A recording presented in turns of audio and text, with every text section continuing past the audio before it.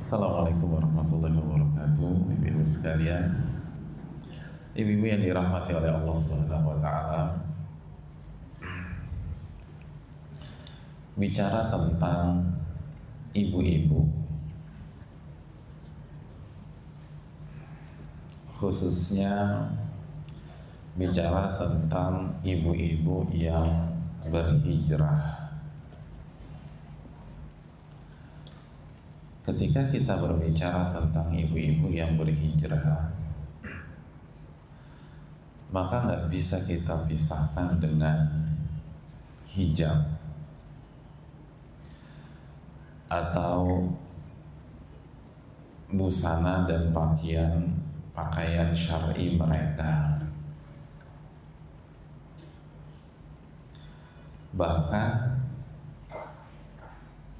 di banyak kalangan ibu-ibu dan wanita, hijab itu parameter hijrah. Hijrahnya seseorang ditentukan dengan berhijabnya dia. Oleh karena itu, ibu-ibu yang dirahmati oleh Allah Subhanahu wa taala, kalau seorang wanita atau ibu-ibu diminta menceritakan pengalaman hijrahnya, kira-kira yang diceritakan apa, Bu? Hari pertama pakai hijab, gitu loh. Betul kan, ibu-ibu?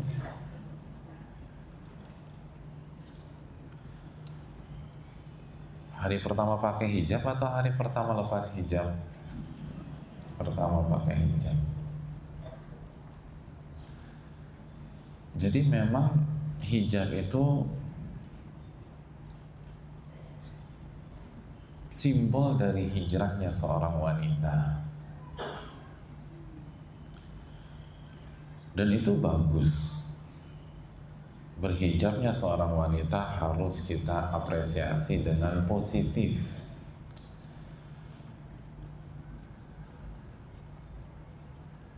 Tinggal PR-nya ibu-ibu sekalian, mari kita simak dan renungkan apa yang Allah firmankan tentang busana ibu-ibu sekalian.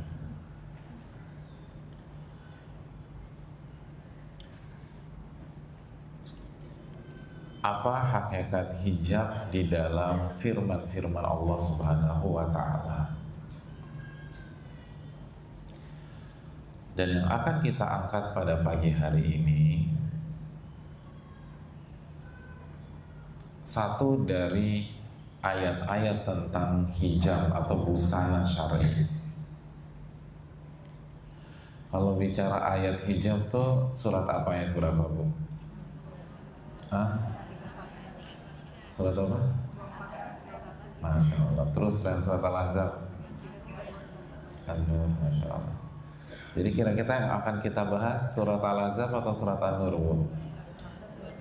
Iya, surat Al-A'raf ayat 26. Bukan Al-Ahzab, bukan surat An-Nur. Kita akan bahas surat Al-A'raf ayat 26. Allah Subhanahu wa taala berfirman, mengajak bicara ibu-ibu sekalian dan kita semua. Ya Bani Adam, wahai anak-anak Adam,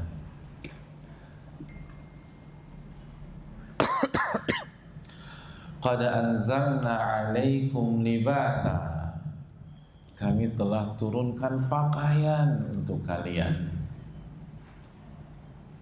Kami telah turunkan pakaian untuk kalian. Apa fungsi pakaian yang Allah turunkan, yang Allah syariatkan bagi ibu-ibu sekalian? Yuwari sawatikum warisha. Allah Subhanahu wa taala berfirman, tujuannya untuk menutup aurat-aurat kalian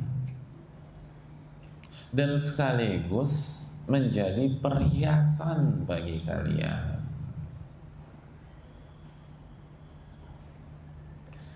Jadi menutup aurat ibu-ibu sekalian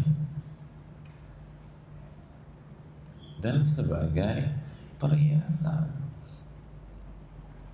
Kan itu tujuan ibu berhijab, untuk nutup aurat, untuk nutup aurat, Bu.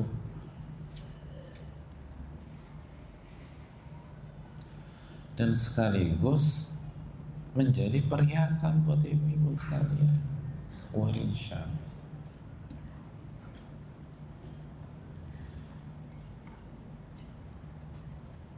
Jadi pakai hijab bukan jadi jelek.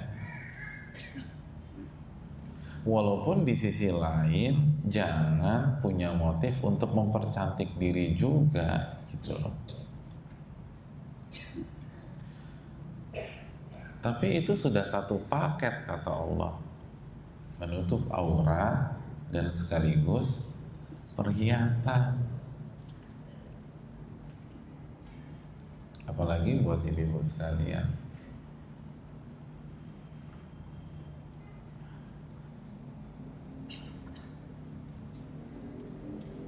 Jadi memang untuk perhiasan juga tuh. Karena yang apalagi buat ibu-ibu, yang paling tahu wanita kan Allah, ibu-ibu sekalian. Allah tahu ibu-ibu nggak bisa melepaskan keinginan terhadap perhiasan.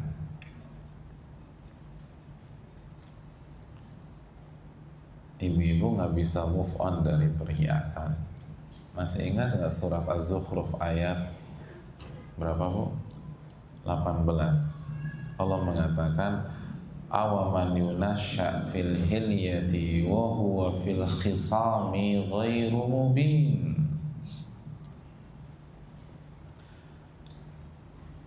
Ayat ini untuk mengklarifikasi pihak-pihak yang mengatakan wanita itu adalah anaknya Allah.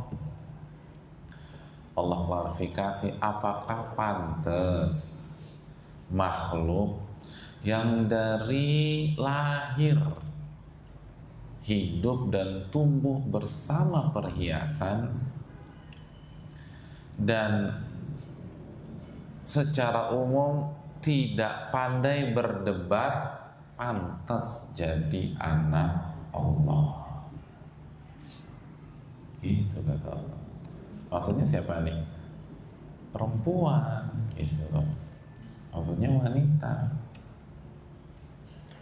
Allah sedang menjelaskan hukum umum tentang wanita. Wanita itu nggak bisa dilepaskan dari perhiasan. Bahkan dari lahir sampai tua itu selalu bersama dengan perhiasan. Untuk membedakan bayi usia 1 minggu mana yang laki, mana yang perempuan ketika sama-sama pakai baju, dari apanya, Bu? Dari hijabnya, dari anting. Jadi udah dari hari-hari pertama tuh udah dikasih perhiasan. Dari warna baju, kalau pinky dari atas sampai bawah udah nih, ada perempuan nih. Kalau putih polos kayak laki-laki. Itu. Dan bahkan di sebagian ibu-ibu kan kalau sudah USG 3 apa 4 dimensi dan sudah ditebak secara medis ini perempuan, itu perlakuannya beda loh. Kalau USG-nya ini laki-laki, itu belanjaannya beda di situ. Wah, lebih seru kalau yang lahir perempuan, belinya macam-macam ya. Kalau laki-laki mungkin nggak segairah belanja jika dapat anak perempuan. Belanjanya, bukan sayangnya. Itu tuh. Dan itu nggak berhenti sampai usia berapa, Bu? Ibu-ibu suka perhiasan Sekarang mah masih muda-muda, ibu-ibu kan paling ini di atas kepala 3 ya. Ya terlepas di atasnya berapa tahun gitu. Ada yang 1-2 tahun, ada yang 20 tahun. Makanya nggak heran masih ada aja nenek-nenek usia 80 itu sasaknya masih tinggi-tinggi bu, gitu. Pada 80, nek berapa 92, oh tapi masih ini. Nah itu perempuan bu, ibu sekalian. Perempuan tuh emang. Makanya kan secara umum nggak ada perhiasan yang diharamkan buat perempuan. Ada bu, perhiasan yang diharamkan buat perempuan. Laki-laki nggak boleh pakai emas, tapi perempuan itu bebas. Ada baju yang diharamkan untuk perempuan? Enggak bu. Ada bu, baju yang diharamkan buat perempuan. Hukum pakai tank top haram atau halal? Halal.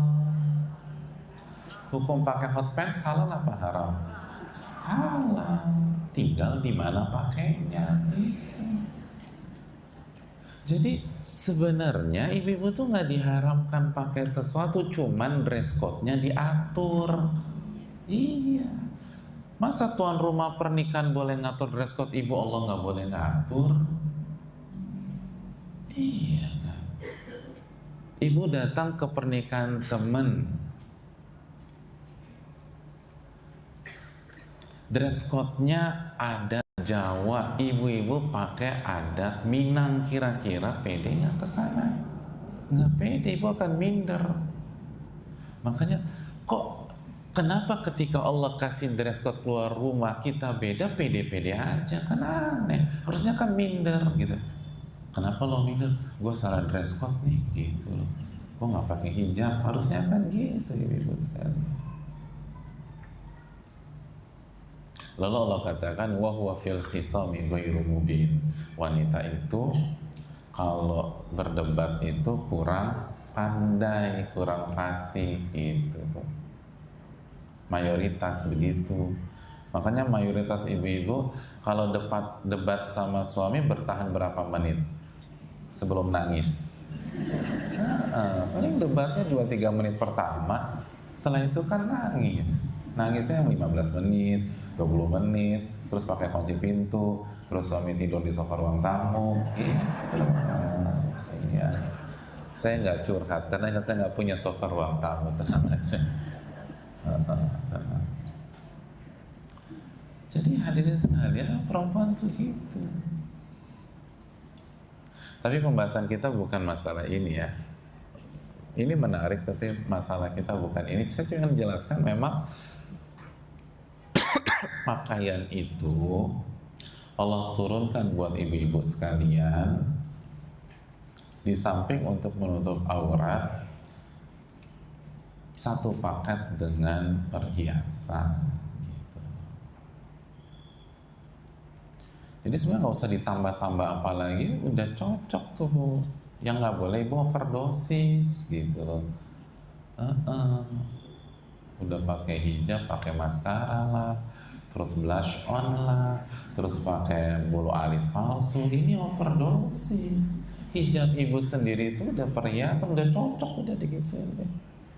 Mau yang pakai cadar atau yang enggak, asal hijabnya syari, udah jangan diapa-apain lagi gitu loh. Gak usah diapa-apain lagi.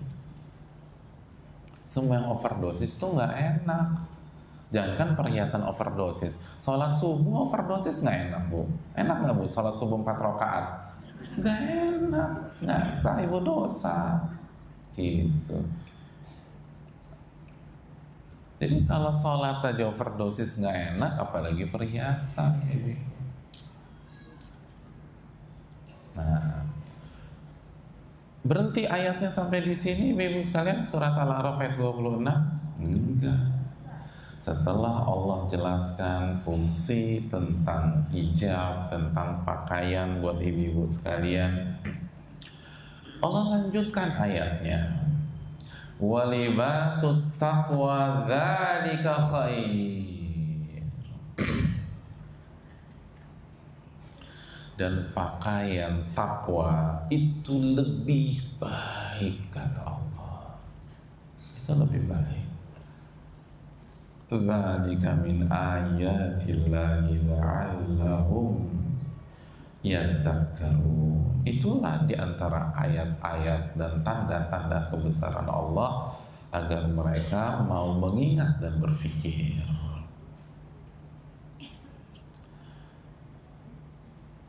Ini penting, Bu. Allah setelah menjelaskan tentang pakaian ibu-ibu sekalian, hijab ibu-ibu sekalian, lalu Allah jelaskan, Allah buka pandangan kita, Allah buka paradigma berpikir kita, bahwa ternyata berhijab yang bermakna menutup aurat, berhijab yang bernama pakai jilbab, hijab dan yang lain-lain, kaos kaki dan seterusnya, itu bukan puncak dari hijrah ibu-ibu. Itu belum maksimal, masih ada yang lebih baik lagi.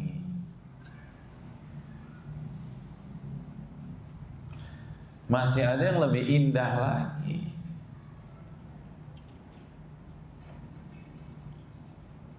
Itu belum cukup gitu. Karena masih ada yang lebih baik lagi. Apa yang lebih baik lagi? Libasut taqwa, pakaian takwa. Pakaian apa, Bu? Masya Allah, itu yang lebih baik dan yang terbaik.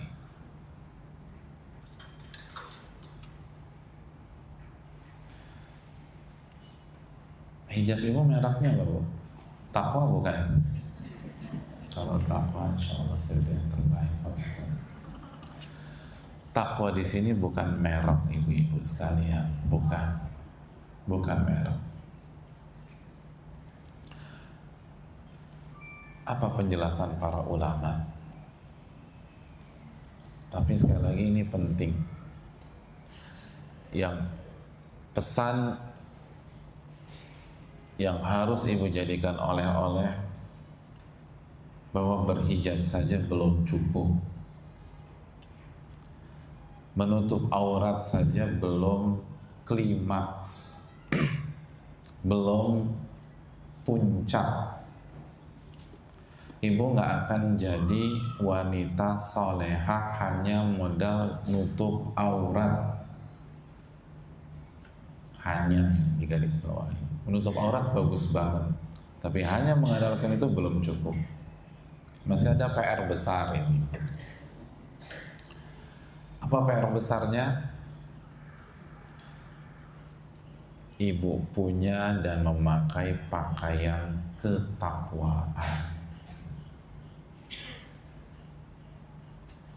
Itu baru puncak dari hijrah.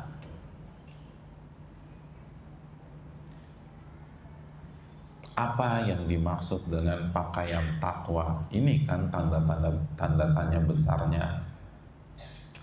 Ibu-ibu sekalian, kalau kita baca keterangan para ulama dalam buku tafsir, sebut saja tafsir Ibnu Katsir, maka kita akan mendapatkan penjelasan-penjelasan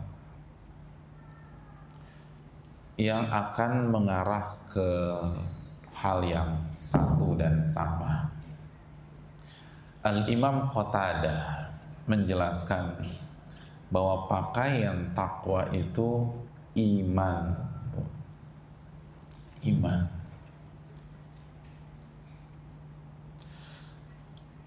Apa pakaian takwa, Bu? Iman. Abdullah bin Abbas yang merupakan pakar tafsir nomor 1 di dunia, beliau mengatakan pakaian takwa itu adalah amal soleh. Amal soleh. Amal soleh, ibu-ibu sekalian. Artinya apa? Dengan memakai hijab, PR ibu belum selesai. Ibu masih harus mengerjakan amal soleh yang lain. Bukan perbedaan antara setelah hijrah, sebelum berhijrah, setelah tobat, dan sebelum bertobat hanya dress code ibu-ibu sekalian atau wardrobe ibu-ibu sekalian, pakaian ibu-ibu. Enggak, amal soleh itu. Dalam keterangan yang lain, Abdullah bin Abbas mengatakan as-samtul hasan, perangai, attitude, akhlak yang mulia, itu pakaian ketakwaan.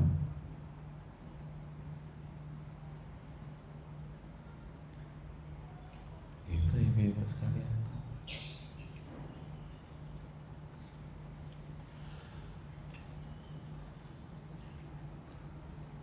Hadirin yang dirahmati oleh Allah Subhanahu wa Ta'ala,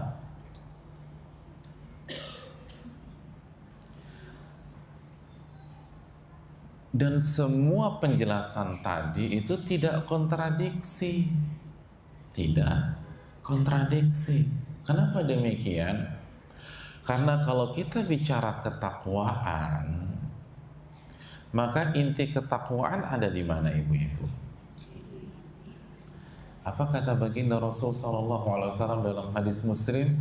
At-taqwa hahuna. Takwa itu intinya di sini, di hati. Dan kalau hati itu bertakwa, maka tangan jadi baik nggak, Bu? Baik. Lisan, Bu, lisan baik. Senang amal soleh atau senang maksiat? Beramal soleh.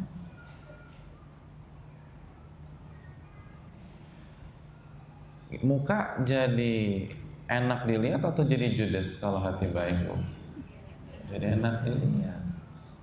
Nabi bersabda dalam hadis Bukhari, "Idza saluhat saluhal jasadu kulluh." Kalau segumpal daging itu baik, itu seluruh anggota badan akan baik. Wa idza fasadat fasadal jasadu kulluh. Kalau segumpal daging itu rusak semua anggota badan. Ala wahyal qalbu, ketahuilah segumpal daging itu adalah hati, qalb.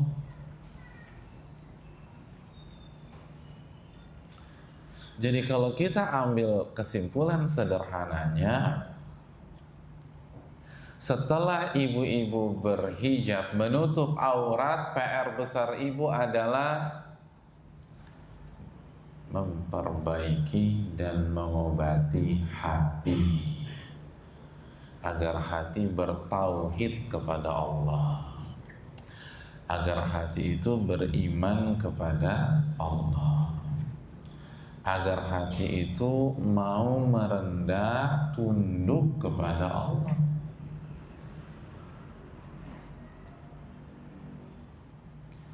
Itu PR besarnya. PR besarnya.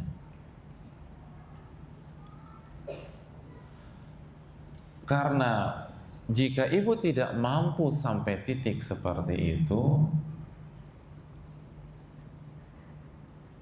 dan ibu hanya mengandalkan hijab ibu-ibu sekalian, kerjaannya tiap hari ngeliat toko online aja, ada model baru atau enggak.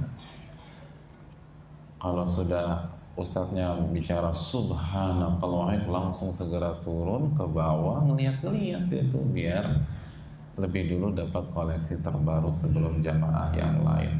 Jadi yang ada di pikirannya bahan, jahitan, beli baru. Kalau begitu, maka level ibu seperti levelnya siapa kalau zaman Nabi, Bu? Seperti levelnya siapa? Kalau hanya ngandelin hijab secara fisik, level ibu baru sampai level orang-orang Badui. Badui itu, Bu. Loh, jangan melotot ke saya. Ibu pelototin tuh surat Al-Hujurat ayat 14. Coba baca Al-Hujurat ayat 14. Qalatil a'rabu amanna.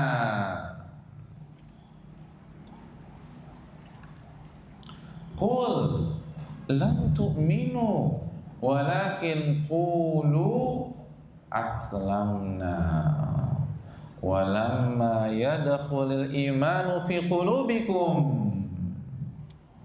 Siapa bisa baca ayat?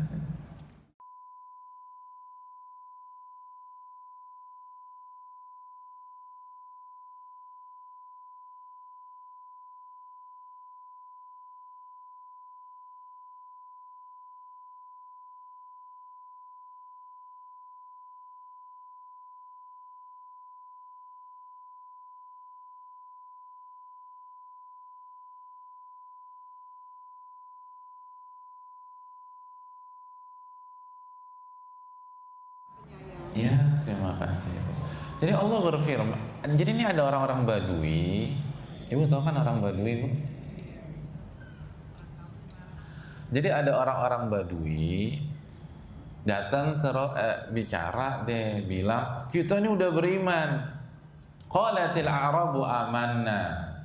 Orang Badui mengklaim mereka udah beriman. Qul, dilurusin sama Allah. Muhammad bilang ke mereka, mereka belum beriman. Tapi kalau mereka mau mengklaim, silakan mengucapkan aslamna, mereka baru Islam. Maksud Islam apa? Baru sampai level ngerjain yang zahir doang gitu. Yang zahir-zahir saja. Salah satu yang zahir itu apa, Bu? Hijab syar'i itu zahir. Kan amalan zahir. Terus Allah bilang apa tuh selanjutnya? Walamma yadkhul imanu fi qulubikum. Dan iman itu belum masuk ke mana? Ke hati, belum. Itu belum. Hatinya belum mantap, belum benar-benar tunduk, belum benar-benar cinta kepada Allah, belum benar-benar bertauhid la ilaha illallah, menghinakan dan tunduk dan hanya beribadah kepada Allah. Belum, tapi secara zahir-zahir udah tuh gitu loh. Yang ibu-ibu udah hijab, yang bapak-bapak udah jenggotan gitu, udah zahir-zahir. Tapi baru sebatas itu.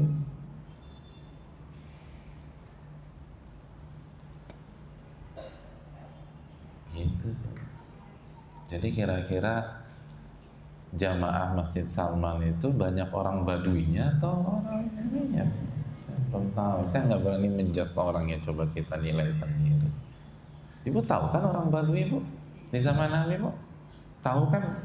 Sebentar, clear dulu nih. Ibu tahu nggak? Itu tuh, Bu, yang pipis di masjid tuh, Bu. Ah, itu pipis di masjid. Bayangkan masjid dipipisin sama dia, ya Allah. Coba, ada yang pada coba kita lihat level kita nih. Kita ini Badui atau bukan? Subhanallah.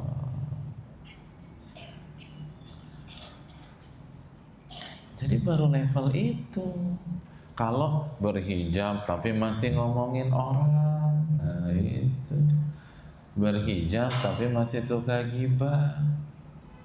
Hijab sih udah syar'i sih, bahkan udah cadaran sih, tapi masih suka baper.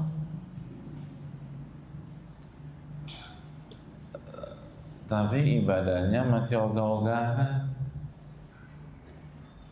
masih suka bentak-bentak suami gitu.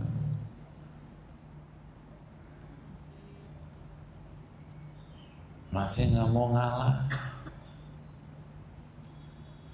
Kayaknya nih Badui gitu. Level Badui. Ya tapi pilihan ya, kita nggak bisa maksa. Kalau orang sudah memang udah nyaman sebagai orang Badui, kita mau ngapain lagi? Gitu ya, ya itu pilihan kita lah. Makanya saya suka heran tuh, baru sampai level itu ada yang sombong, ada yang ini. Kok jadi badui sombong ya, saya juga heran.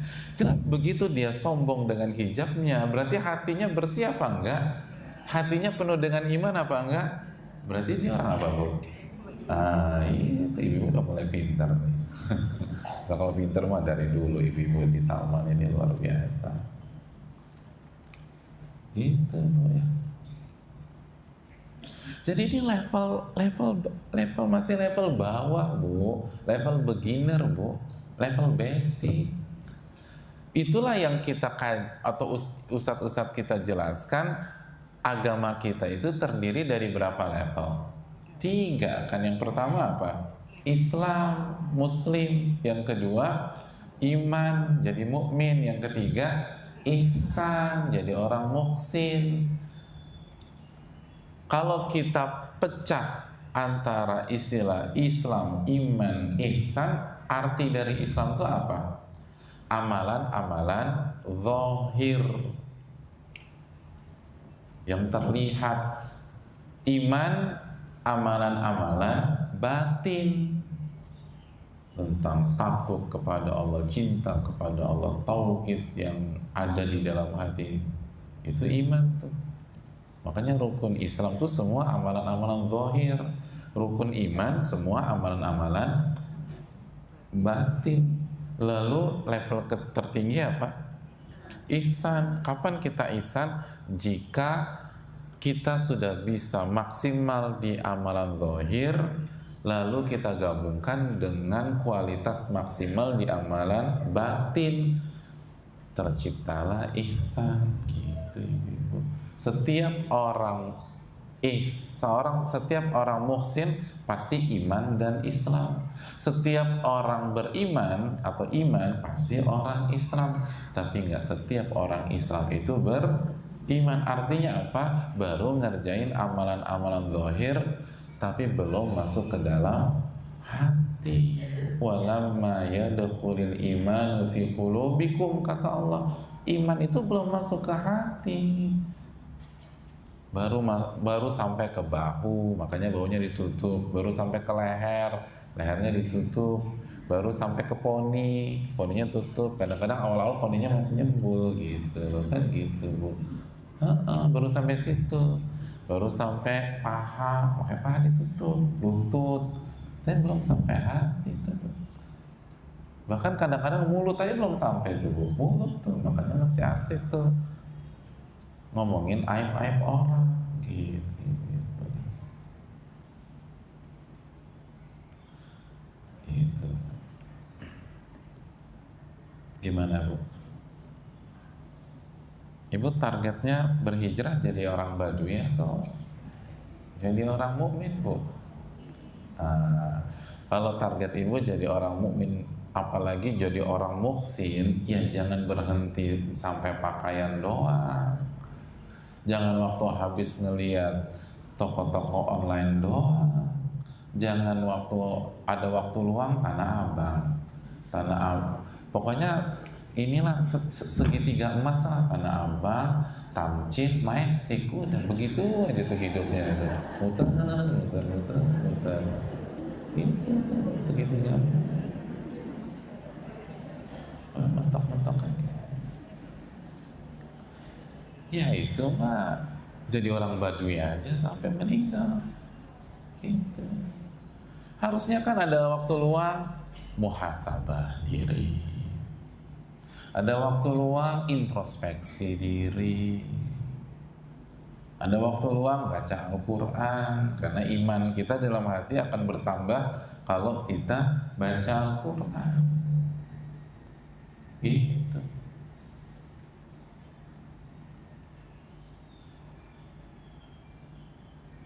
Ini Bibi,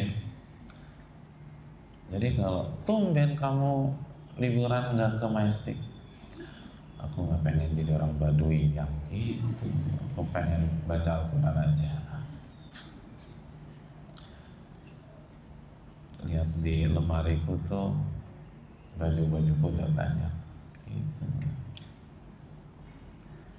Jadi jangan hijab lagi. hijab tuh bagus Bu gitu. Tapi kan nggak harus ibu beli terus. Kadang-kadang udah ada 70 piece di rumah, 80 piece di rumah gitu. Ibu sekali pakai hijab double berapa? Kan cuma satu doang.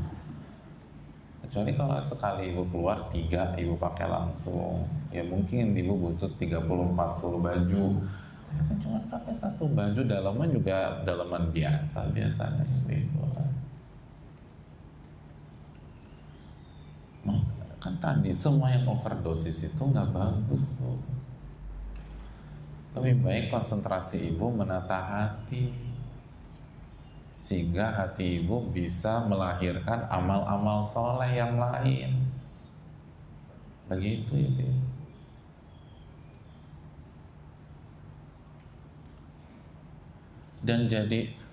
Dan kalau kita nggak berbenah, maka jadi orang Badui itu minimal loh Bu, minimal tuh. Kalau ibu tetap nggak berbenah atau kita nggak berbenah, bukan hanya jadi orang Badui, nanti downgrade jadi orang-orang munafik. Munafik.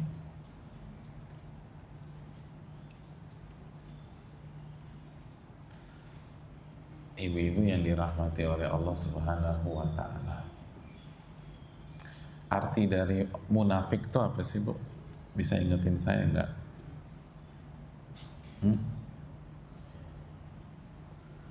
Arti dari munafik itu apa? Apa? Orang munafik itu penampilan, casing, penampakannya beriman atau tidak? Beriman. Tapi hati dan batinnya kafir. Itu.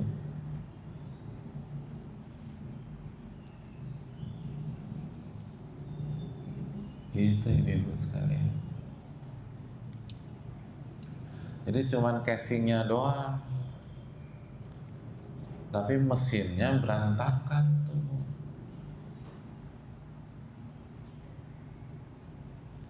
Dan saya ingin tanya sama ibu-ibu sekalian, orang munafik itu jenis kelaminnya pada zaman Nabi laki-laki semua atau ada wanita-wanita munafik? Ada. Banyak ayat yang bilang, contoh misalnya surat Al-Fatah ayat 6, wa yu'adziba al-munafiqina wal munafiqat, dan Allah akan mengazab orang-orang munafik yang laki-laki dan yang perempuan. Yang laki-laki dan perempuan diazab tuh sama Allah. Kalau ternyata orang-orang munafik ada juga yang ibu-ibu, dan definisi orang munafik penampakannya, penampilannya, casingnya beriman tapi hatinya kufur, berarti kira-kira nih Bu, orang wanita munafik itu pakai tank top kalau keluar atau pakai hijab? Ah itu kerjanya, pakai hijab tuh. Kan casingnya mukmin, casingnya mukmin, keluar hijab dong. Zaman Nabi itu ketutup tuh orang-orang munafik tuh.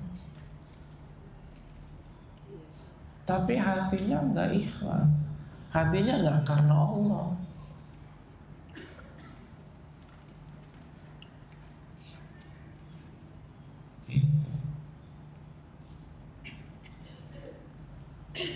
Jadi hadirin yang dirahmati, kalau kita hanya mengandalkan yang zahir lagi, semata, yang zahir itu bagus, nggak ada maksud sama sekali merendahkan nama-nama zahir.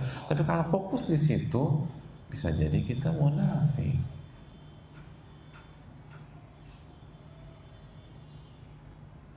Dan kalau hanya fokus di zahir tanpa batin, yang zahir pun juga nggak akan maksimal. Sholat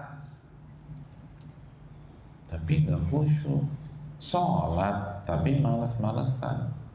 Kan orang-orang munafik apa? Wa idza qamu ila shalah qamu usaha. Kalau sholatnya malas, jadi amal zahirnya pun juga nggak akan bagus kualitasnya. Berhijab tapi pasti ada berantakan di hijabnya. Hati-hatilah. Jadi dua opsi ini sama-sama pahit. Kalau nggak jadi orang apa Bu tadi? Atau jadi orang? Jadi Ibu pilih yang mana? Pintar lagi. Pilih yang ketiga gitu ya Bu.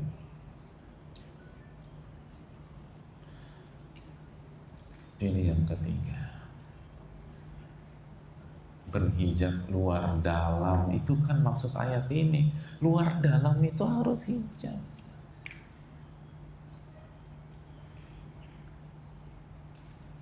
Aurat kita selimuti dan kita tutupi dengan hijab kita. Hati kita selimuti dari virus-virus hati. Kita bersihkan. Dan itu yang digunakan oleh Allah dalam Al-Quran. Makanya ketika Allah Subhanahu wa Ta'ala meminta Rasul Sallallahu Alaihi Wasallam untuk membersihkan apa yang ada dalam dada beliau, membersihkan hati beliau, saat Allah perintahkan beliau untuk berdakwah menjadi seorang Rasul, apa firman Allah? Wa thiyabaka fatahhir, dan pakaianmu bersihkanlah. Kalau ibu baca tafsir pakaianmu dan maka bersihkanlah, ini surat apa? Al-Mudaththir ayat 4. Kalau ibu baca tafsir dan pakaianmu maka bersihkan dan sucikanlah, maknanya bukan hanya pakaian luar, tapi hati tolong bersihkan. Itu maknanya. Hati tolong bersihkan.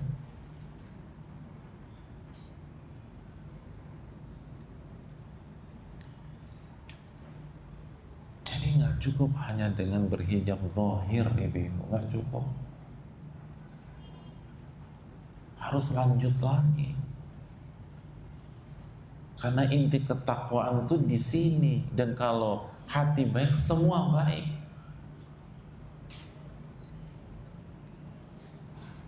Maka lahirlah amal soleh sebagaimana dikatakan Abdullah bin Abbas. Karena kalau hati baik, jangankan yang haram, Bu, yang syubhat kita nggak akan nyentuh. Makanya ibu-ibu sekalian, ibu masih ingat nggak hadis Bukhari Muslim? Innal halala bayyin wa innal harama bayyin wa bainahuma umurun mushtabihat. Yang halal tuh udah jelas, yang haram tuh udah jelas, dan di antara keduanya ada perkara-perkara yang syubhat, yang samar.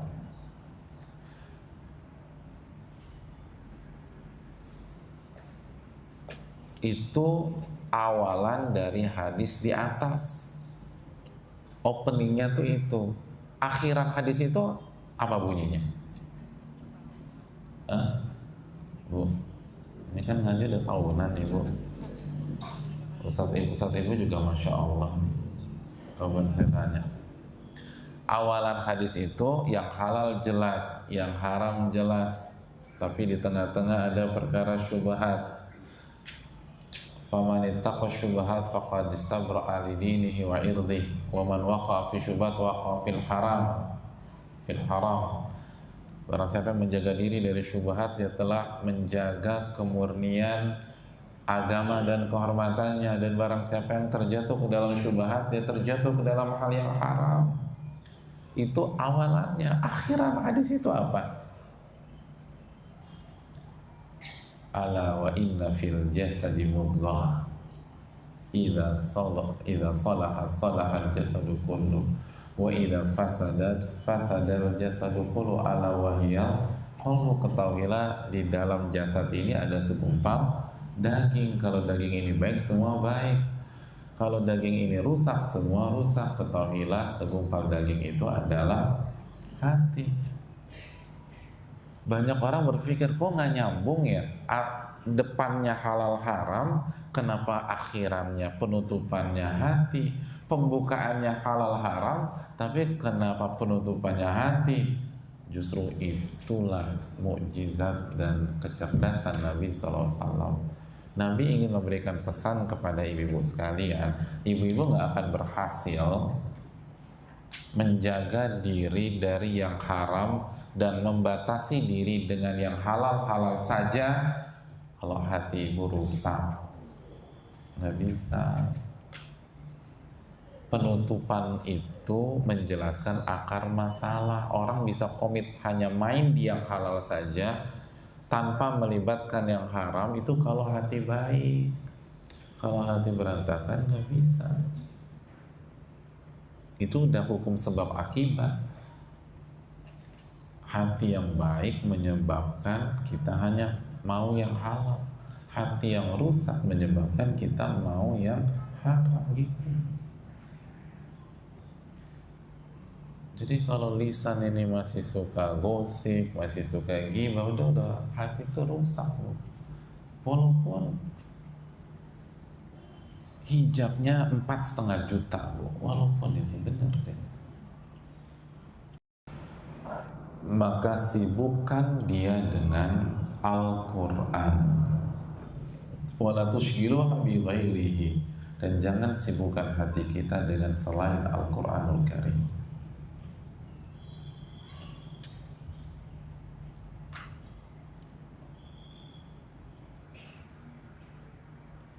Gitu tuh kata Abdullah bin Mas'ud.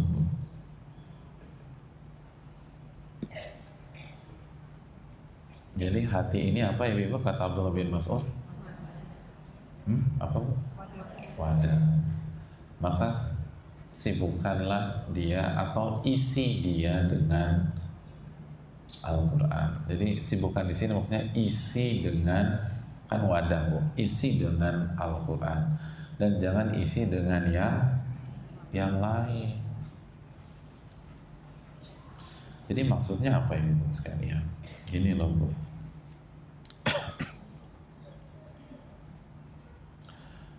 Kalau hati ibu ingin baik Bu, maka yang benar-benar harus ibu jaga ya,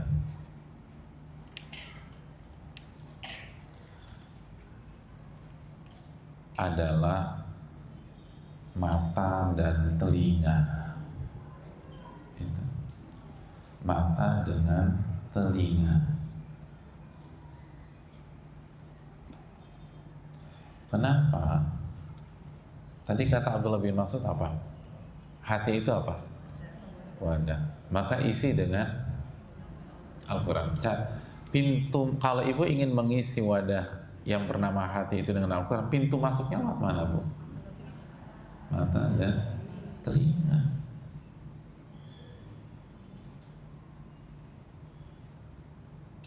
Betul, membaca dengan lisan. Baca Quran lisan, tapi kan ibu harus lihat tuh. Kalau ibu nggak lihat, ibu nggak akan bisa baca. Udah hafal Pak Ustadz, proses ibu menghafal kan kalau nggak ibu baca dengan mata, dengan telinga, ibu dengar aja. Akhirnya ibu ulang-ulang dengan lisan. Dua ini yang harus ibu jaga, harus steril. Mata dengan telinga Bu hanya melihat dan mendengar ayat-ayat Quran atau makna dari ayat-ayat Quran tersebut.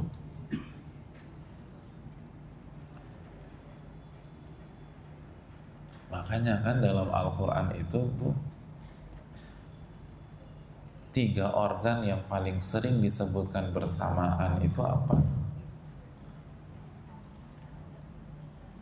Mata, telinga, hati. Itu apa firman Allah dalam surat Al-Isra ayat 36? Inna sam'a wal basara wal fu'ada kullu ulaika kana anhu mas'ula.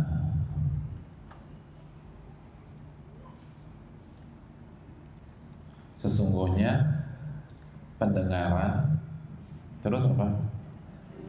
Penglihatan dan hati, semuanya akan dimintai pertanggungjawabannya oleh Allah Subhanahu wa Ta'ala.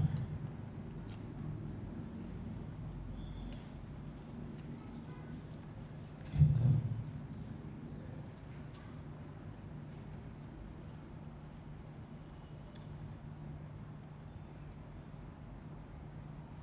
Ibu kan banyak yang hafal surat Al-Baqarah, Bu. Ya, Bu. Kok amin? Belum doa juga amin amin aja. Apa surat Al-Baqarah ayat 7, Bu? Khatamallahu ala qulubihim. Terus ya jangan wasam'ihim wa ala. Ibu cepet-cepet aja selesai. Wa ala sam'ihim wa ala. Yang Allah tutup apa, Bu? Hati mereka, terus pendengaran mereka, terus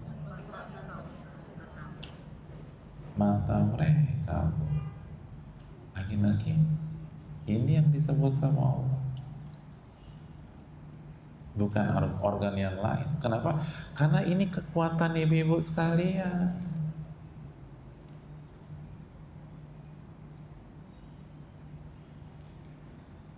Hati ibu tergantung apa yang ibu lihat, apa yang ibu dengar.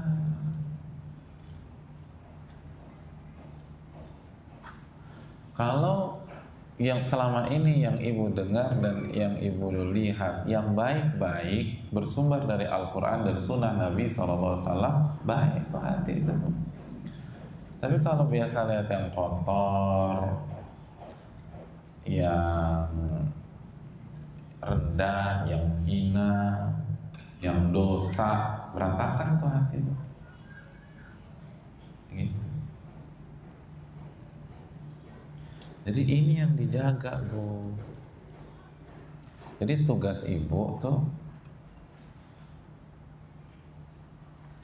kalau ingin istiqomah setelah hijrah, nah jaga nih dua organ ini biar hatinya jadi baik.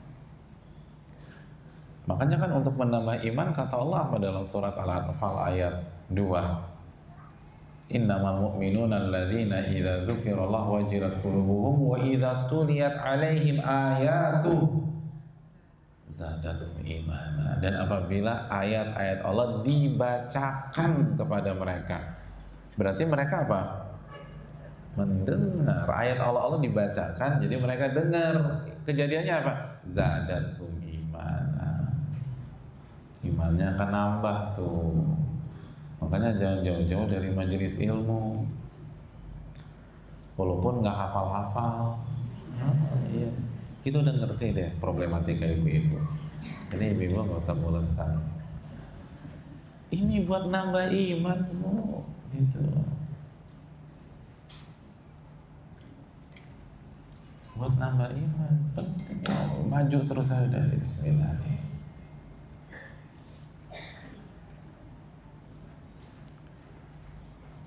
Dan kalau malesnya lagi kumat, paksa tuh, Bu, paksa.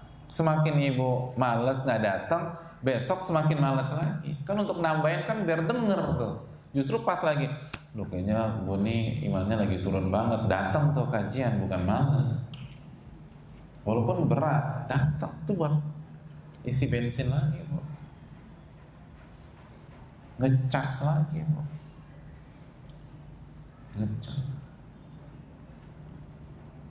Kalau nggak dicas tuh loket mati. Handphone tercanggih aja tuh pasti ada casannya, Bu, gitu loh, pasti. Ibu dikasih handphone keluaran terbaru gitu, Bu, ya, harganya 30 juta, tapi nggak ada ini casannya, Bu, kosong nih, Bu, di sininya nih. Cari yang lain aja dan diterima. Dan nggak bisa diapa-apain, mati, harus dicas.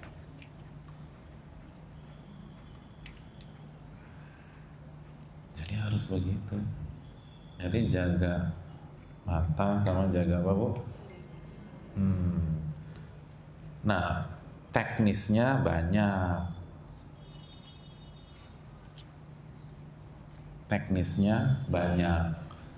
kajian gitu Bu. Terus habis kajian pergaulan gitu. Ya ibu ngaji 2 jam, habis itu ibu nongkrong kuliner, ngumpul sama teman-teman yang lisannya nggak dijaga 5 jam, ya mentah lagi tuh 2 jam. Itu kan kadang-kadang nggak ada perlu, itu harus dijaga semuanya tuh Bu. Kalau nggak bisa, kalau nggak berat, susah, dan ibu nggak akan bisa istiqomah kalau hati ibu tidak bertambah keimanannya, maka dia akan sakit. Kalau sakit udah berat tuh, berat. Makanya kita harus belajar ini sekalian. Belajar dan belajar. Jaga mata, jaga pendengaran. Dan ini pondasi. Ini pondasi penting dalam dunia ilmu.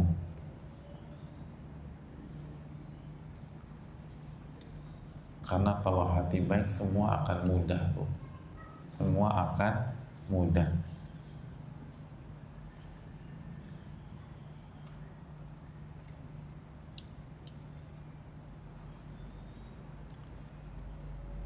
Tapi kalau hati belum baik, mau dikasih hukum seperti apapun nggak akan diamalin. Bu, saya ingin tanya sama ibu-ibu. Ibu-ibu ini kan pengalaman jam terbangnya banyak ya. Pasti udah dengar hadis Nasai kan, bagaimana sikap istri yang solehah kalau suaminya marah atau suaminya zalim. Sikapnya gimana? Hah? Dalam hadis Nasai itu, suami pulang marah-marah nggak jelas, sikapnya gimana kata Nabi? Didatangi, digenggam tangannya, lalu dikatakan, yang mata ini tidak akan tertidur sampai engkau ridho kepada diriku. Gitu. Yang salah siapa? Yang salah siapa? Suami. Yang disuruh datengin siapa? Istri. Yang suruh menggenggam tangan, yang suruh minta maaf, yang disuruh nggak tidur,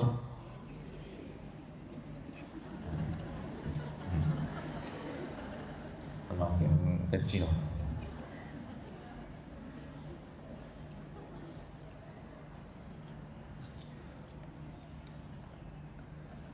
Coba kita ulang. Jangan ustadznya salah. Yang zalim siapa Bu? Suami. Semangat banget bilang suami zalim. Kan suami ibu semangat banget sih. Yang suruh datang duluan siapa? Istri. Yang suruh genggam tangan? Istri. Yang suruh minta maaf? Yang disuruh nggak tidur? Nah itu bisa? Enggak. Siapa yang coba udah ngamalin?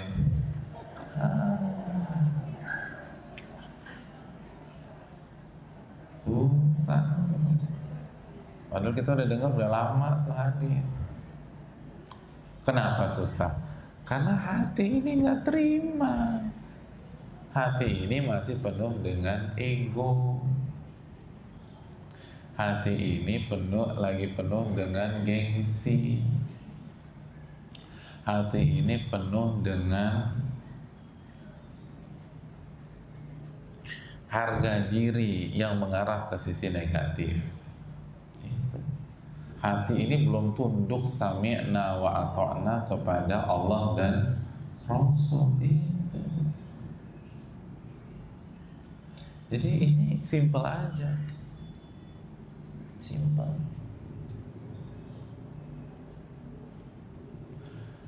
Bu, dunia ibu-ibu kan Apalagi ibu-ibu yang ada di hadapan saya yang bisa ngaji di jam 9 sampai jam 11. Berarti kan ibu-ibu dengan tipikal seperti ini, masalah keseharian dan terbesarnya kan masalah-masalah keluarga dan rumah tangga. Betul nggak ibu-ibu? Iya. Angka perceraian itu ngeri bu sekarang. Angka perceraian sekarang berapa? Bisa sampai 20%. 20%. Banyak konflik. Saya ingin tanya, inti dalam menyelesaikan masalah rumah tangga itu apa? Apa inti dari menyelesaikan masalah rumah tangga sepelik apapun? Apa bu?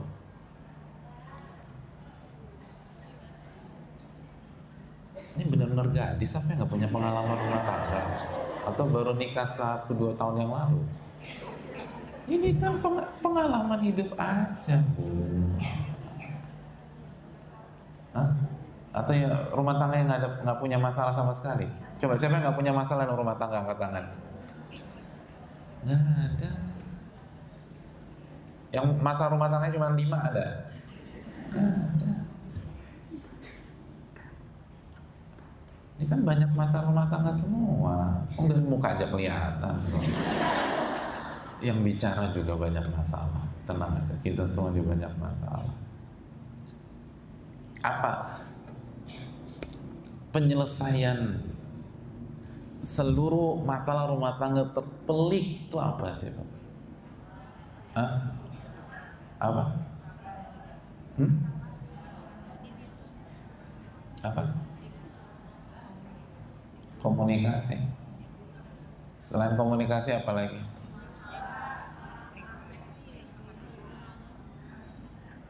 Pantesan aja nggak selesai-selesai tuh masalah. Bu, bukan akar ya, solusi dari seluruh masalah rumah tangga sepelik apapun itu hati bu. Hati. Apa firman Allah Subhanahu wa taala tentang masalah ini? Dalam surat An-Nisa ayat ke-35.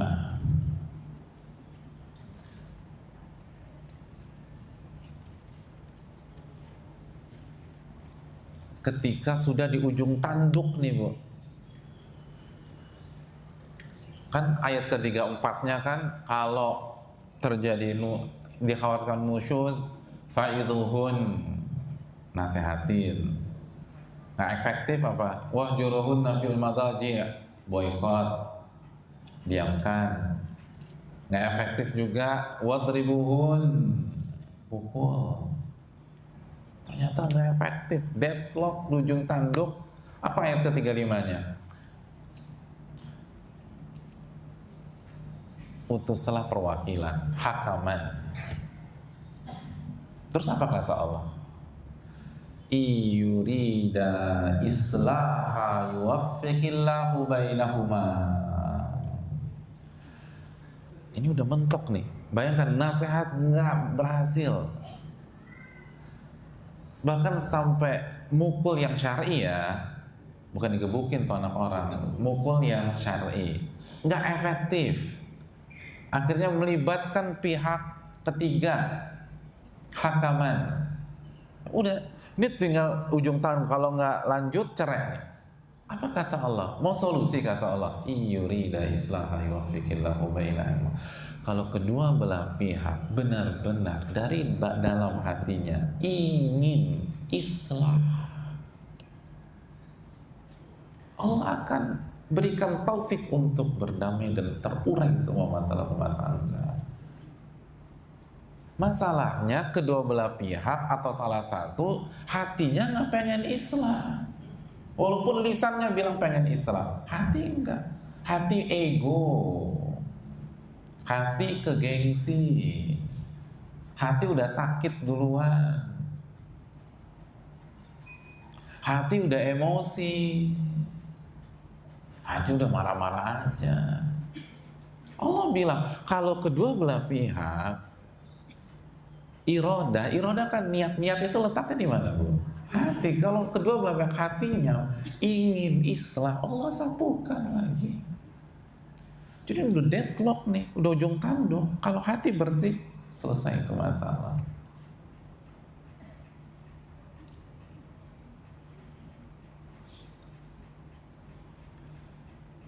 Jadi solusinya bukan honeymoon kedua, Bu. Coba lo honeymoon aja sama bini lo nih kemana? Ya tetap aja kalau hati kotor berantem juga di sana. Betul nggak ibu-ibu? Iya.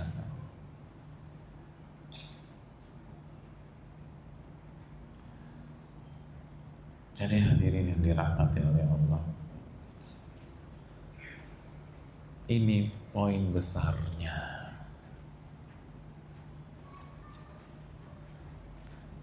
Ini hanya contoh, materi kita bukan materi rumah tangga, tapi ibu-ibu nggak bisa dipisahkan dari keluarga dan rumah tangga, karena ibu pihak yang paling bertanggung jawab dalam rumah. Wal mar'atu ra'iyatun wa mas'ulatun an baiti zawjiha wa auladi, dalam hadis Bukhari. Wanita itu pemimpin dan akan ditanya tentang masalah rumah dan anak-anak. Dan ternyata kuncinya lagi-lagi libasut taqwa. Libasut taqwa. Libasut taqwa. Dan ini qadarullah dialami juga oleh ibu-ibu yang sudah ngaji lalu bercerai. Sebagian kasus ketika diamati harusnya nggak terjadi perceraian kalau bukan hanya pakai libas yang dohir aja, tapi hatinya juga dilibasin. Itu hadirin. Ini karena fokusnya ke dohir, hati nggak dikelola. Begitu dapat masalah berantakan semua gitu. Itu poinnya. Ketika ibu tidak naik kelas ke iman dan ihsan, tidak mempertebal tauhid dan hanya fokus saja ke masalah penampilan zahir, maka ibu rapuh, ibu rentan. Setiap ada masalah kecil, rentan jadi besar dan tidak terkontrol. Apa penjelasan Al-Imam Sahal bin Abdullah? Al-Imam Sahal bin Abdullah mengatakan, kullu uqubatin taharah illa uqubatul qalbi fa innaha qaswah. Ini dalam banget, Bu. Ini dalam. Oh, ini kalimat spesial. Ini kalau kita nggak kenal deket, saya nggak kasih ini. Masya Allah. Jadi ibu-ibu yang dirahmati oleh Allah Subhanahu Wa Taala, kata Al-Imam siapa pun namanya, Sahal bin Abdullah, setiap hukuman, cobaan, musibah itu taharah. Taharah itu apa? Mensucikan. Itu positif tuh, bagus. Mensucikan dari apa? Dari dosa. Ibu sakit, mensucikan dari dosa, kan gitu. Kecuali satu musibah, satu hukuman, satu bencana. Apa satu bencana itu? Uqubatul qalbi. Jika bencana dan musibah itu menyerang hati kalian dan menghancurkan hati kalian, fa innaha qaswah, maka disitulah awal dari kekerasan dan penderitaan. Itu awal dari kekerasan dan penderitaan.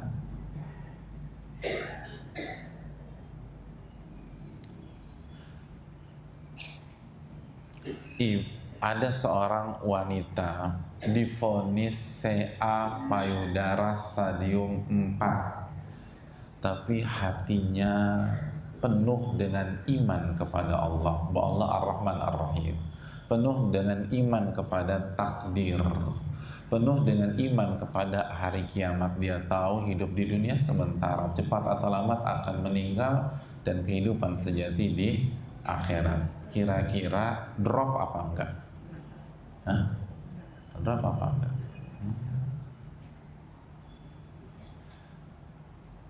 Stres? Enggak, biasa aja. Tapi kalau hati rapuh, hati nggak ada nilai iman kepada tauhid, nggak ada iman kepada hari kiamat, iman kepada takdir, dikasih penyakit dikit aja, oh, itu paranoid, Bu. Baru dikasih kutu air aja, bisa galau. Bingung dia. Dikasih bentol aja, ini ada benjolan nih. Jangan-jangan tumor, jangan-jangan ganas. Aku mau ke dokter, mau MRI. Padahal mah gigit nyamuk tadi malam, atau kena serangga. Udah panik deh. Loh, bener loh, saya pernah ketemu orang begitu. Dikit-dikit cek darah, dikit-dikit cek darah. Bisa seminggu sekali cek darah, Bu. Ibu bayangin, Ibu cek darah berapa? Setahun sekali juga jarang. Dia bisa seminggu sekali. Bayangin, nih gini pola. Dia cek darah nih, misalnya hari Senin, cek darah. Hasilnya hari apa biasanya? Cek darah normal. Dok lisan sama dok I berapa? Senin cek darah, keluarnya hasilnya apa Pak? Oke, berarti Selasa udah keluar, hasilnya negatif. Bagus nggak tuh berarti? Bagus. Itu Kamis bisa cek darah lagi. Kenapa? Karena dia berpikir, oke, Selasa aku negatif, jangan-jangan virusnya datang hari Rabu. Gitu. Jadi hari Kamis saya harus cek darah. Hadirin, ini bukan hoax, ini beneran ada orang begitu. Saya pernah ketemu beliau itu. Takut banget, takut mati. Karena musibahnya menyerang apanya? Hatinya. Bu, suami ibu jatuh, bisnis suami ibu jatuh sejungkir balik apapun, kalau ibu punya hati yang qanaah, tenang tuh, tenang, santai gitu, ketawa-ketawa. Tapi suami ibu punya gaji 9 digit per bulan, tapi kalau ibu punya hati tamak, nggak puas tuh, 9 digit per bulan. Iya. Nomor handphone ibu kalah digitnya, ya luar biasa. Tapi kalau hati itu diserang ketamakan, habis tuh, nggak ada puas-puasnya, nuntut, nggak bersyukur, berantem. Makanya ibu, libasut taqwa ini adalah harga mati buat ibu sekalian. Dan yang terakhir, maksud fokus kepada hati bukan meremehkan hijab secara zahir, apalagi jatuh ke pemahaman murji'ah, karena yang penting hatinya. Atau sebagian wanita mengatakan, kenapa Mbak nggak pakai jilbab? Hati saya yang dijilbabkan dulu, Ustaz. Justru sebaliknya, kalau hatinya bersih, maka seluruh anggota badan akan bersih dari maksiat. Kalau hati itu taat, pasti berhijab secara zahir itu akan mudah. Ini yang bisa disampaikan. Kita buka sesi tanya jawab. Barang siapa yang ingin bertanya atau mengkoreksi, saya berikan kesempatan. Wassalamualaikum warahmatullahi wabarakatuh. Assalamualaikum warahmatullahi wabarakatuh. Waalaikumsalam warahmatullahi wabarakatuh. Ustadz, semalam saya melakukan kesalahan. Saya bilang ke suami bahwa menu malam ini adalah ini dan ini. Namun dia mengatakan gak ada menu yang lebih spesial. Dengan nada bercanda, spontan saya langsung tersinggung dan menyinggung uang bulanan jika ingin yang lebih dengan nada ketus. Oh gitu ya.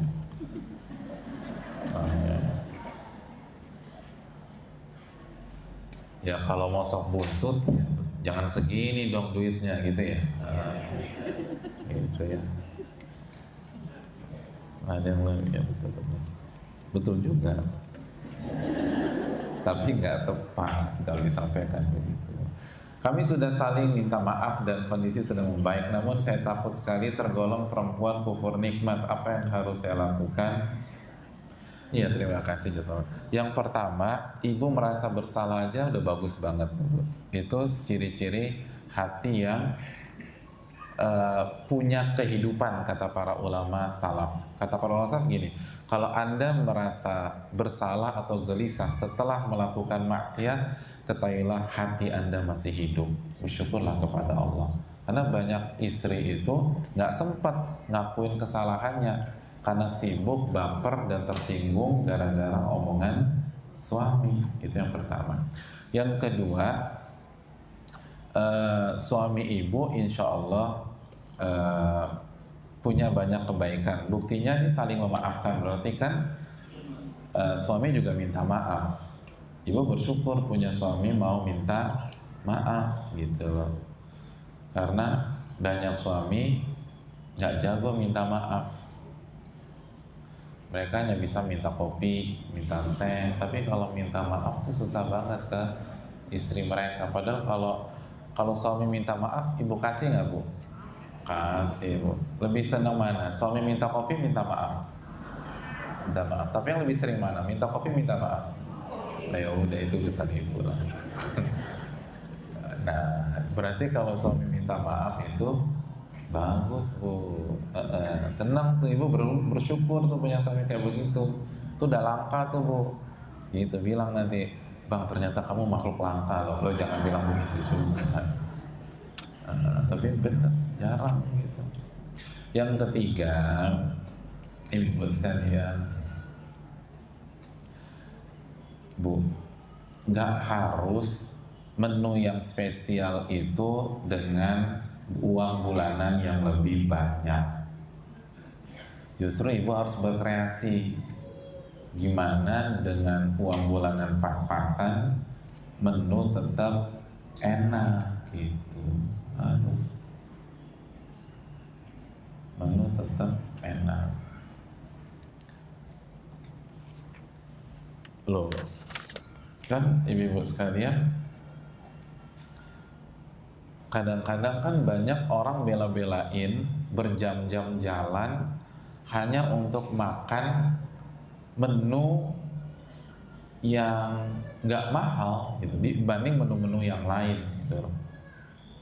Menu yang nggak paling, artinya mungkin di makanan, di misalnya ketoprak nih, dalam dunia ketoprak dia paling mahal karena memang enak banget, tapi dibanding dengan, kalau dilawan dengan gurame terbang, goreng terbang itu yang bersayap, terus dibandingin lobster, ya kalah ini.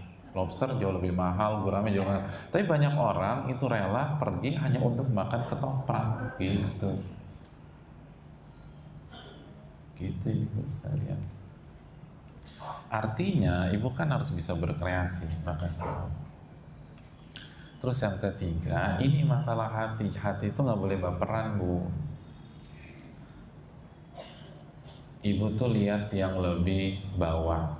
Kan kata Nabi, lihat yang lebih bawah dari kita. Betapa banyak istri yang nggak dapat uang bulanan dari suami.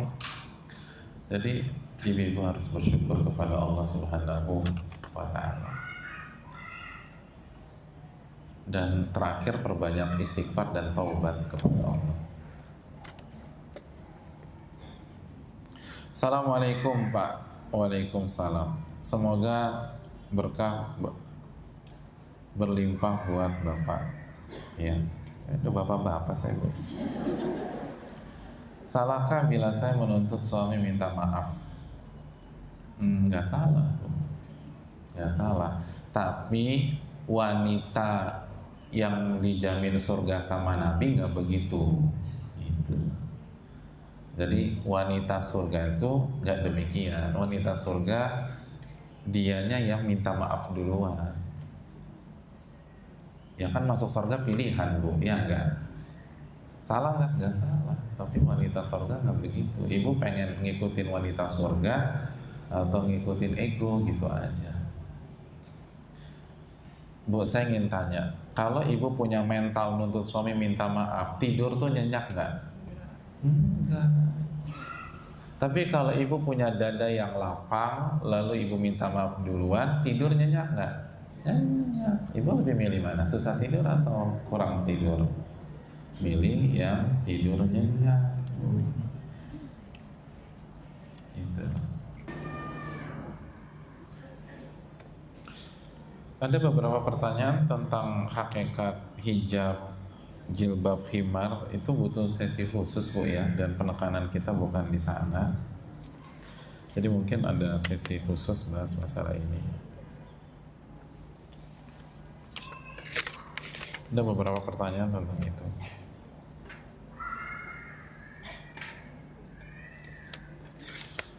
Bagaimana dengan Assalamualaikum Ustaz. Waalaikumsalam. Bagaimana dengan wanita muslim yang tidak pakai jilbab tapi berperangai baik atau bertingkah lakunya baik?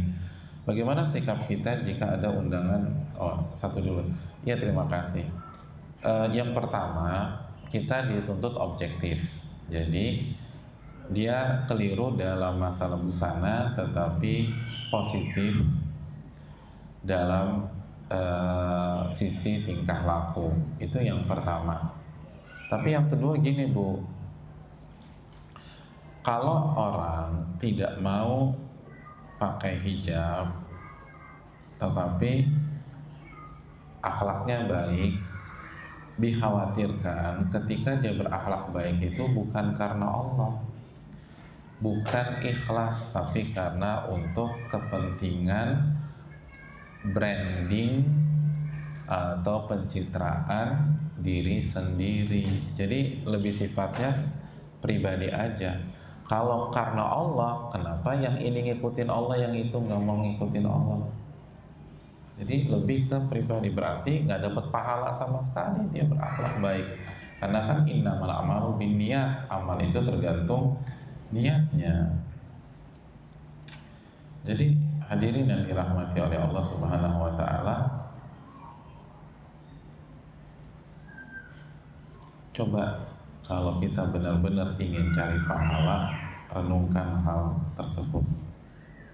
Yang kedua, bagaimana sikap kita jika ada undangan reuni padahal biasanya reuni ada unsur gibahnya? Jika kita tidak hadir untuk menjaga hati, apakah sikap ini benar? Mohon saran Pak Ustaz. Syukran Pak Ustaz. Terima kasih.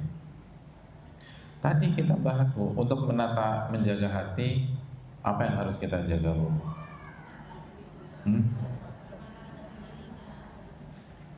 Iya. Nah, ibu lihat tuh, apakah ibu bisa menjaga mata dan telinga ibu ketika ada di acara reuni tersebut? Kalau enggak, coba ibu pikirkan lagi. Pertaruhannya terlalu besar. Bu, saya ingin mengatakan kepada ibu-ibu sekalian,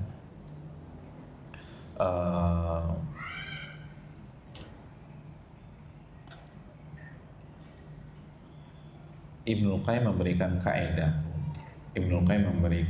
kaidah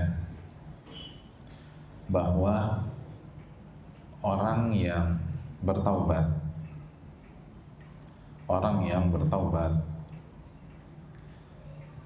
lalu dia terjatuh lagi, maka untuk bangkit, untuk move on yang kedua jauh lebih berat daripada bangkit yang pertama. Jadi jauh lebih berat daripada bangkit yang pertama. Kenapa demikian? Ibarat orang yang ibarat orang yang yang naik gunung, Bu, lalu di ketinggian 800 meter dia jatuh, akhirnya turun ke ketinggian 700 meter.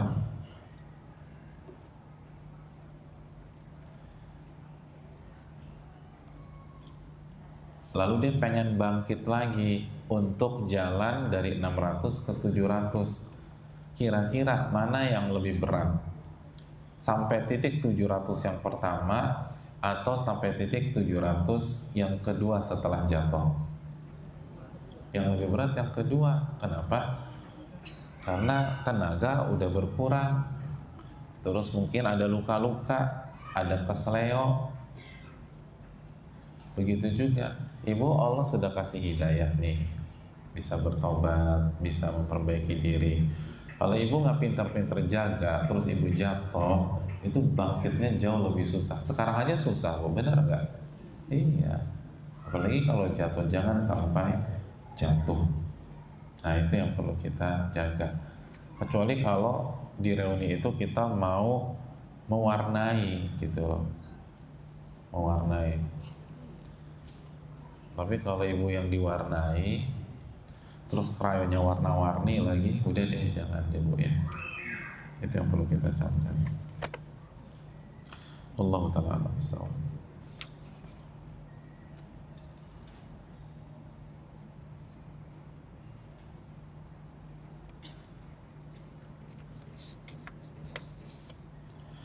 Assalamualaikum Ustaz. Waalaikumsalam. Perkara hati itu sulit. Kira-kira sudah setahunan saya mencoba ikhlas, tapi balik lagi rapuh, sedih dengan perkara yang dahulu, yaitu diharuskan pisah dengan seseorang yang kami hampir menikah. Keluarganya selalu saja mengungkit-ungkit dan mencari-cari kesalahan saya, dan mereka bilang soal fisik tidak cocok karena saya tingginya standar. Gimana sih? Kalau standar saya cocok. Oh, dia nyari ini ya, pemain voli atau pemain basket kali ya, yang tingginya 2,1, 2,2, mungkin jadi pemain voli. Sampai saat ini saya masih trauma dan merasa muak dengan hal-hal pernikahan atau jodoh. Saya jadi takut untuk memulai buka hati, padahal orang tuanya tingginya pun jauh beda, tidak sama. Iya, terima kasih. Itu kan, tuh, Bu, lihat. Yang pertama, makasih banyak yang bertanya. Yang kedua itu tadi, bayangkan, gara-gara hati, masalah tinggi aja jadi masalah. Padahal kan kayaknya nggak penting banget ya. Dan trauma gara-gara tinggi. Itu yang pertama. Yang kedua, ibu nyoba ikhlas berapa tahun? Setahun. Ya baru setahun, Bu. Ulama 20 tahun. Berarti saya jomblo dong, Pak Ustadz. 20 tahun lagi saya baru move on. Ya enggak, tapi maksud saya memang berat dan hidup harus jalan terus, dan perjuangan itu di setiap episode kehidupan. Intinya gini loh, Bu. Intinya syaitan tidak ingin ibu bahagia dunia akhirat. Dan ini bukan hanya masalah ikhlas aja loh, ini masalah takdir. Masalah takdir. Kalau ibu beriman kepada takdir, kenapa ibu nggak move on? Berarti kan bukan jodoh ibu. Paling nggak bukan jodoh ibu pada hari ini. Bisa jadi aja dia jodoh ibu 10 tahun yang akan datang. Kita nggak tahu. Tapi jangan sampai itu menjadi hantu dalam kehidupan ibu sekalian. Apa kata Nabi? Kata Nabi, kan Anda nggak akan beriman sampai Anda meyakini innama asabaka lam yakun liyukhti'ak. Anda meyakini apa yang ditakdirkan untuk Anda nggak akan meleset, dan sebaliknya yang nggak akan menimpa Anda nggak akan mendapat tidak akan Anda dapatkan. Al khairu khiratullah, yang terbaik itu pilihan Allah. Kemana iman kepada surat Al-Baqarah ayat 216? Wa asa an takrahu syai'an wa huwa khairul lakum. Bisa jadi yang kalian nggak suka itu yang terbaik. Kita nggak suka nih, kita pisah sama dia, tapi itu yang terbaik. Wa asa an tuhibbu syai'an wa huwa syarrul lakum. Bisa jadi yang kalian suka justru itu buruk buat kalian. Jadi kalau dipaksakan nikah, berantakan tuh pernikahan. Terus Allah ajak kita beriman kepada nama-nama dan sifat Allah. Wallahu ya'lamu wa antum la ta'lamun. Allah yang maha tahu, kalian gak ngerti apa-apa. Jadi jangan sok tahu. Kenapa kita galau gak bisa move on? Di samping kita kurang ikhlas, kita juga sok tahu. Sok tahu. Kan kita sebel, harusnya kan gue married sama dia, harusnya kan gue nikah sama dia. Sok tahu gitu. Emangnya yakin kalau nikah sama dia bahagia? Kan Allah yang lebih tahu. Kan betapa banyak wanita begitu nikah nyesel, padahal dulu perjuangannya memperkenalkan calonnya ini ke orang tuanya jungkir balik. Tapi 10 tahun kemudian aku nyesel menikah dengan kamu mas, gitu katanya. Banyak udah deh. Jadi jangan sok tahu. Ini kita nih nggak bisa move on gara-gara kebanyakan sok tahu. Kalau aku nikah, pasti kan begini. Jawabannya apa? Sok tahu. Sok tahu ya. Emangnya pasti begitu? Enggak juga kok. Allah yang lebih tahu. Kalau Allah pisahkan berarti yang terbaik apa, Bu? Yang terbaik nggak nikah sama dia. Jadi jangan dipaksain. Kalau dipaksain berarti kita apa? Sok tahu. Gimana, Bu? Ada rencana sok tahu depan Allah? Jadi jangan sotoy. Jangan sotoy. Mendingan sotoy ayam, sotoy Betawi.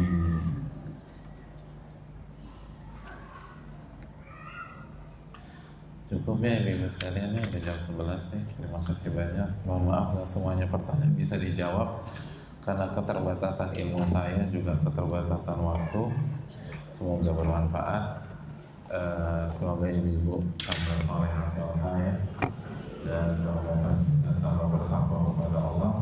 Dan di samping kita berhijab, kita juga harus punya pakaian takwa, libasul takwa. Ingat, kita tutup sebenarnya.